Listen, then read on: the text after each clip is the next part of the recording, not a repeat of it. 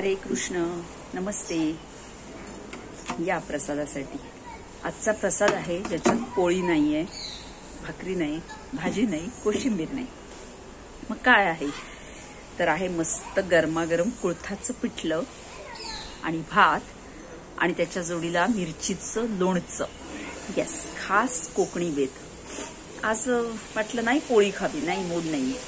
So इतकी सुंदर हवा आहे पुण्यात आणि मस्त मी माझ्या गार्डन मध्ये बसलेली आहे आणि मस्त हे प्रसादाचं श्रीकृष्णाला दिलंय आणि प्रसादाचं ताट घेऊन बसली।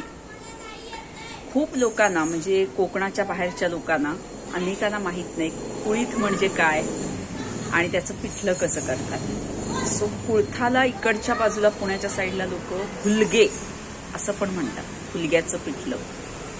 सो पिठलं म्हटलं की युजुअली लोकांना कसं डाळीचं पिठलं हेच माहिती असतं। म्हणजे इव्हन सचिनला सुद्धा सुरुवातीला डाळीचं पिठलं म्हटलं की डाळीचं हेच माहिती।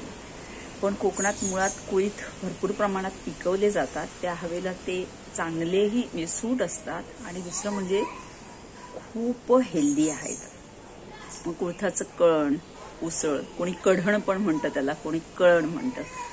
सो ते आणि पिठलं, तर पिठल्याची जी प्रोसेस आहे म्हणजे पिठलं करायच्या आधीचं पीठ आहे कुळथाचं ते कसं करायचं ते खूप अवघड आहे थोडीशी प्रोसेस। त्याची उसळ पण छान मोड करून करता येते, जशी आपण मुगाची किंवा मटकीची करतो ना तशीच। पण हे जे ड्राय कुळीथ आहेत बाहेर विकतही छान मिळतात, कोकणात वगैरे कुठेही, पुण्यातही मिळत असते। तर ते छान मंद आचेवर कढईत भाजायचे आणि त्याच्यानंतर जात्यावर, म्हणजे माझी आई जे करायची ते मी सांगते। आता इथली काय प्रोसेस आहे आणि कसं करता येईल मला माहित नाही, मलाही विकतच बऱ्याचदा आणावं लागतं किंवा मी आईकडे गेले तिथून आणते।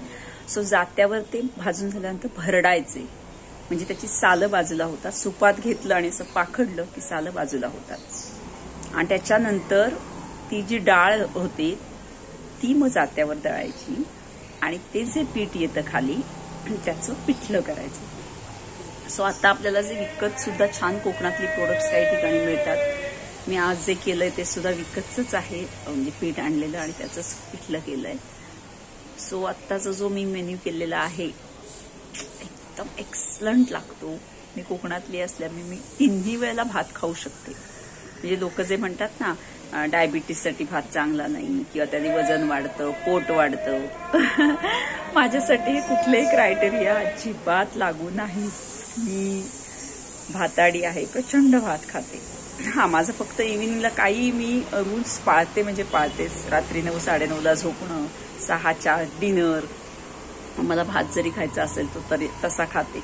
आणि येस, माझी लहानपणापासूनचा माझा पिंडच भाताचा आहे, त्याच्यामुळे मला भाकरी एक वेळ नसली चालते, पोळी नसली तरी चालते।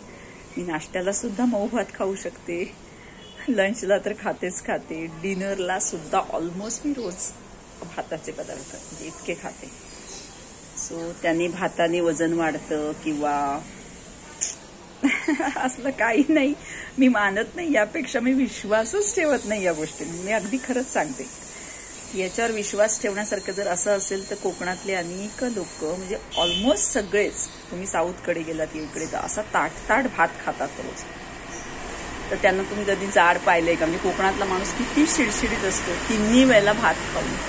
म्हणजे माझ्या माहेरी सुद्धा सकाळी मऊ भात केला जातो, आजही त्याला खिमट असा शब्द आहे। मी माझ्या 13,000 किलोमीटर या पुस्तकात लिहिलेला आहे त्याच्यावर।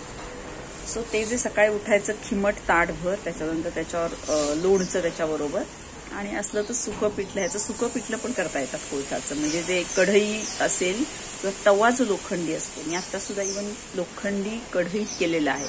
सो त्याची टेस्ट अफलातून लागते आणि त्याच्याबरोबर आयनही मिळतं। सो तुम्ही असा छान मेनू करून बघा आणि ह्या पुण्यातल्या मस्त हवेला अप्रतिम प्रसाद खा। बाय, हरे कृष्ण।